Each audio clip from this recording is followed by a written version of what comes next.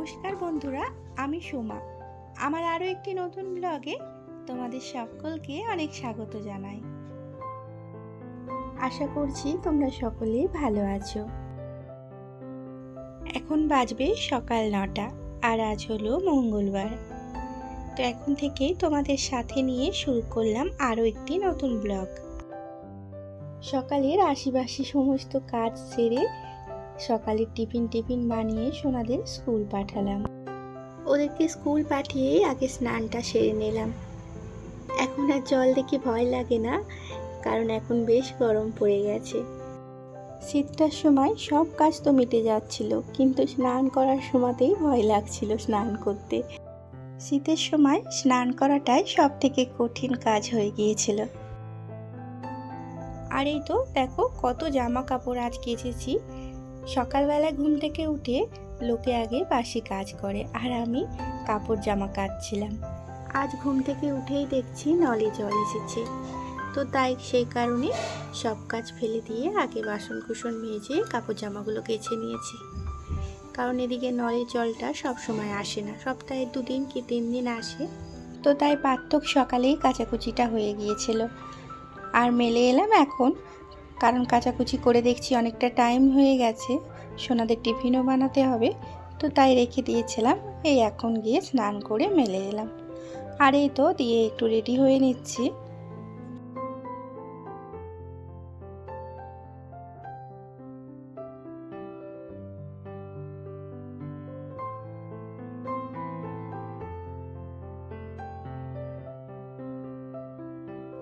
আর এই তো চলে এলাম রান্না বান্না করতে। ভাতটা আমার হয়ে গেছে, কারণ আমি পুজো দেওয়ার আগে ভাতটা চাপিয়েছিলাম। পুজো দিতে আর করতে এসে দেখছি ভাতটা হয়ে গেছে। ভাতের ফ্যান ঝরাতে দিয়ে চাটা খেয়ে নিলাম। চাটা খেয়ে নিয়ে এসে 2-3টে মশলার ডাব্বা খালি হয়ে গিয়েছিল, সকালেই মেজে রেখেছিলাম বাসনের সাথে, বাসি বাসনের সাথে। তো জল ঝরে গেছে, এখন এই যে মশলাগুলো সব ঢেলে দিচ্ছে।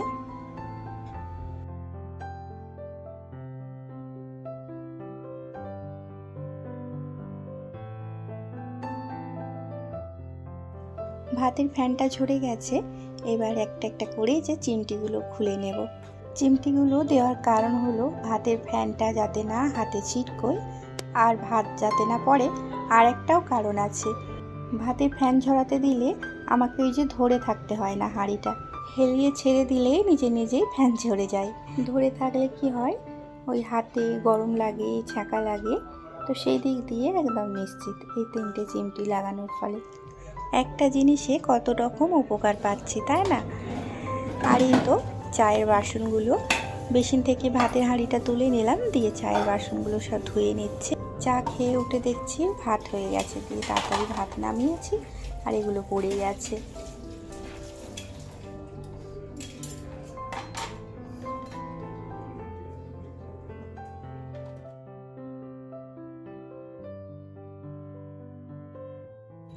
ভাত নামিয়ে আজ একটু অন্যরকম কাজে বসে গেলাম। অনেক জামা কাপড় ছিল যেগুলো সেলাই খুলে গেছে, আজ করব কাল করব করে করাই হচ্ছে না। জামা কাপড় সোনাদের আমার, আবার এই যে বালিশের ওয়ার, এটা ওটা সেলাই করার আছে।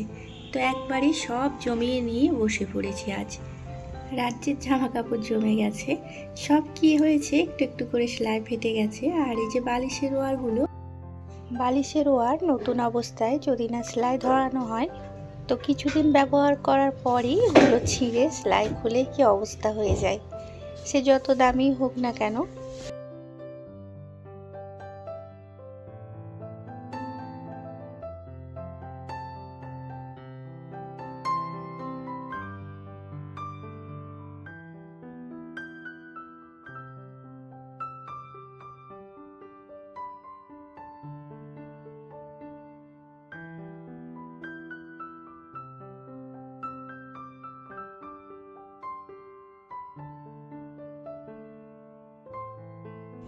আর এই তো সমস্ত জামা কাপড় সেলাই করে নিলাম।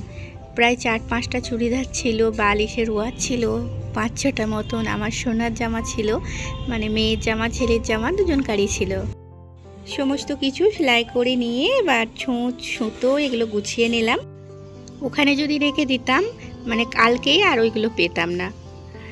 আমার সোনাদের ওইগুলোই বেশি দরকার লাগে, ছোঁচ সুতো নিয়ে কি যে করে হারিয়ে দেয়, আর টাইমে আর পাবোই না। তো এখানটা দেখছি অনেকটা ধুলো হয়েছে, সকালে মোছা হয়নি, তাই একবার এই যে মুছে নিলাম। তোমরা হয়তো ভাববে দুপুরবেলায় রান্না বান্না ছেড়ে এসব কাজ করছি, তো তার কারণ হলো আজকে আমার রান্নার কাজ থেকে ছুটি, মানে রান্নার কাজে আজকে আমি ছুটি পেয়েছি। নতুন রাঁধুনি আজ রান্না করছে, আজ ভাত নামিয়ে দিয়েই আমার ছুটি হয়ে গেছে। আর এই তো এখানটা বেশ পরিপাটি করে গুছিয়ে নিলাম, অগোছলো হয়ে পড়েছিল।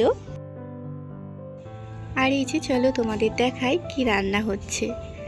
আজ মাংস হচ্ছে, কারণ আজকে তোমাদের দাদা ভাইয়ের মানে কাজের ছুটি, তো তারই জন্য আজ মাংস নিয়ে আসা হলো। আর ওই রান্নাটা আজকে করছে। ওর হাতের রান্নাটা খেতে আমার মাংস রান্নাটা বেশ ভালো লাগে, নিজের এদের কেন জানি না একদম ভালো লাগে না খেতে।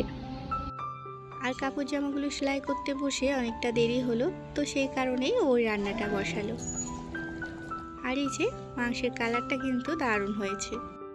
রান্না প্রায় হয়েই এসেছে, কারণ তোমাদের দাদাভাই গরম জল দিয়ে রান্না করে, বেশি টাইম লাগে না। গরম জল দিয়েই মাংসটাকে কষায় আর গরম জল দিয়েই সেদ্ধ করতে দেয়।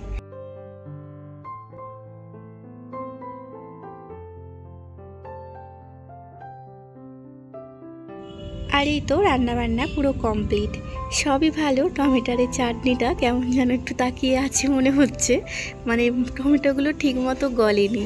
আর একটা জিনিস, এই যে কিচেনের অবস্থাটা পুরো 12টা বেজে গেছে, এটা পরিষ্কার করতেই অনেকটা টাইম লেগে যাবে আমার।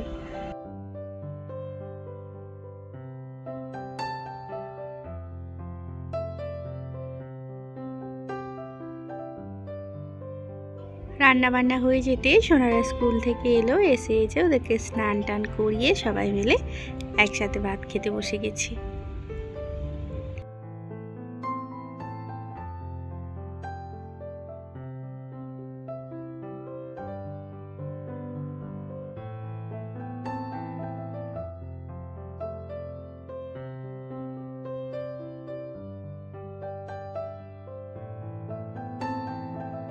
খেয়ে দিয়ে উঠে ওরা একটু খেললো, আর আমি কিচেনটা গুছিয়ে নিলাম, দিয়ে যে রেডি করে দিলাম, টিউশন যাবে এখন।